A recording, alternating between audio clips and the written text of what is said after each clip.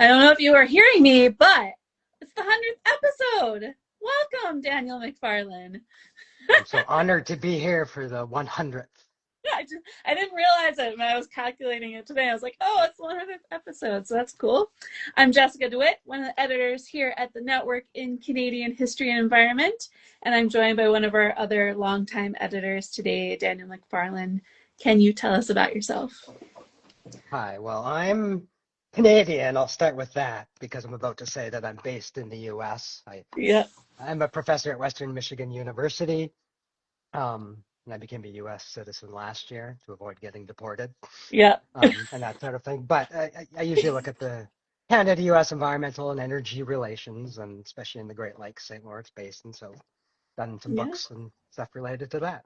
So yeah. Yeah, and that's what we're talking about today. And I think that you're definitely like the person I think about when we think about Canada US environmental relations. So you've done a lot of work in this area. And today I invited you on just to chat a little bit about this special issue of the American Review of Canadian Studies that recently came out that's on US Canada energy and environmental relations. So I thought that we would start with just a very, overarching theme and one that opens up the issue, which is what is the core paradox around which US Canada relations revolve?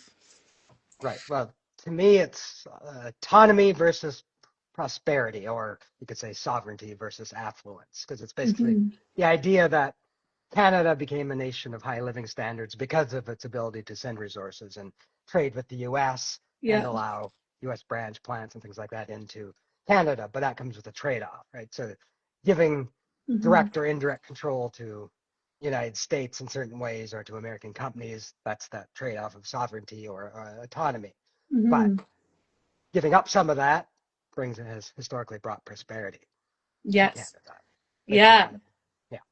And I think that that's something that like is really at the forefront of all of our minds these days. This paradox and the ways in which politicians will kind of, sway the narrative in either way.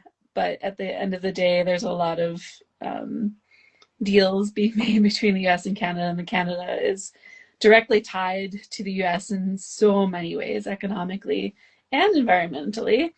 Um, yeah, so I think it's important to note that this has always been an issue. It's just at the forefront of our minds right now. But a lot of it's usually like an undercurrent more, right? Would you agree with that? Yeah, I mean, it's been a constant undercurrent, as well as sometimes it becomes sort of those punctuated events that are the top Mm-hmm, issues mm-hmm. within Canada-U.S. relations. But even going back to Canadian Confederation, we think of environmental diplomacy as probably being more recent, like, Yeah. climate change. But if we consider environmental relations to include anything to do with natural resources, then most of Canada's earliest diplomatic relations with the U.S. right after even Confederation were about fish and water, Yes. borders Yeah. and stuff like that. Mm-hmm. And it's such a rich, you know, biography of literature.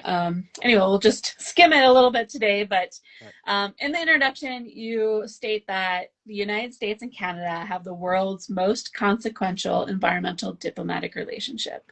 So I was wondering if you could talk a bit more about that and why this relationship is unique.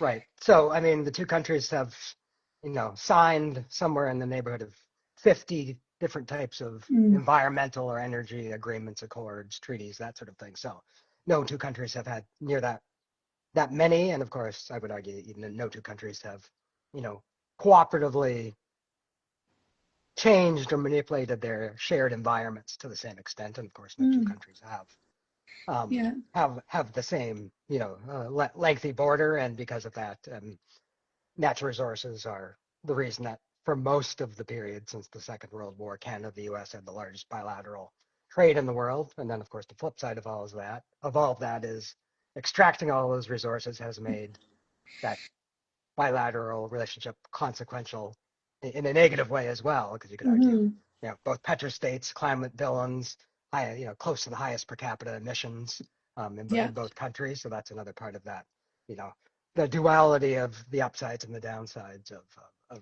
this relationship.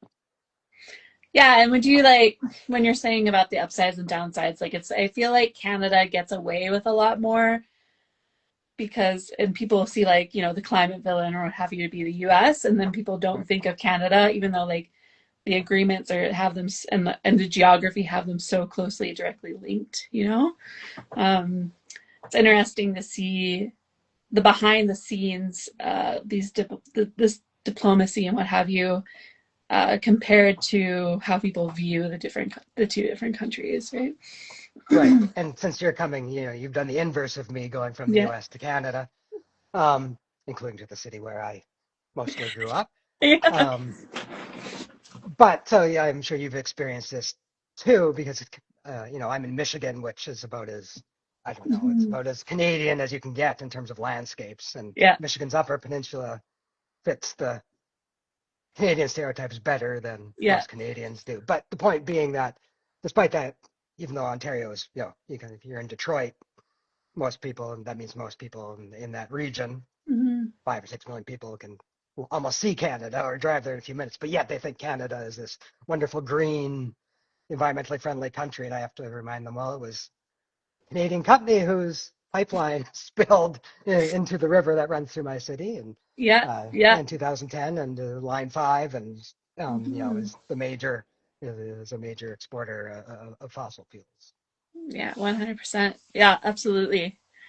Um, so this special issue is dealing with some of these different issues. So, why should people dive into this special issue and what information will readers find in it? Yeah, we've got a really nice selection of 8 or 9 articles, some from environmental historians, some more from policy or political scientist scholars, Mm-hmm. covering pretty much all different geographical areas to an extent that are shared, even including the north. Fisheries, energy, water, all the greatest hits you'd expect when it Yeah. comes to things like this, and different approaches. And I think it. I mean, I've argued in the past, and this is maybe touching on something you asked earlier, about how current events are coming into this.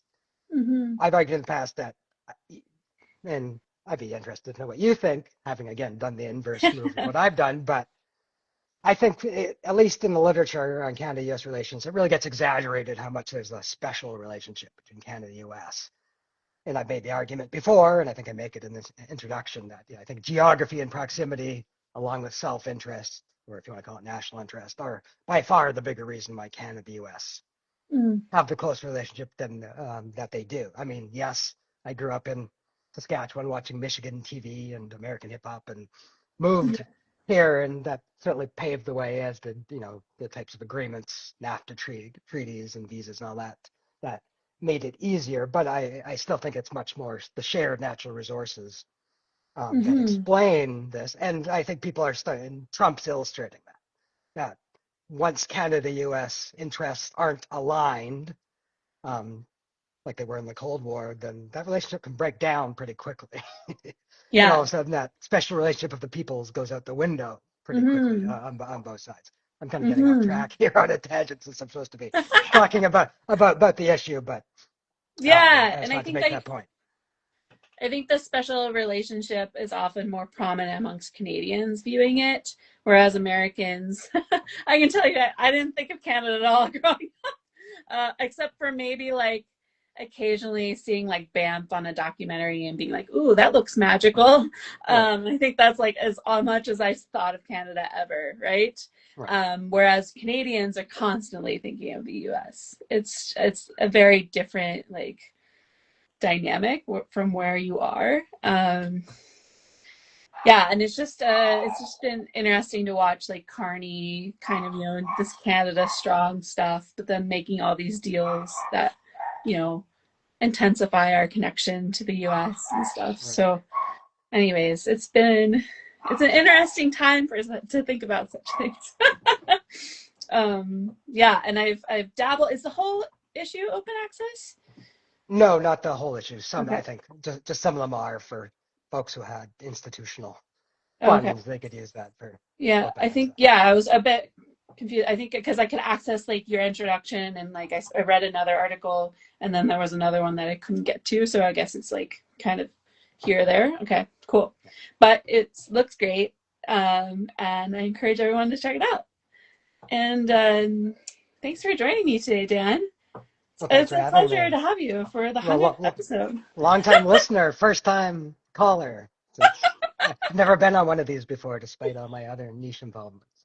Yeah, Stroll, you just got like back like into the Instagram thing. So I was like, "Ah, I Yeah, gotta get that's Dan true. on.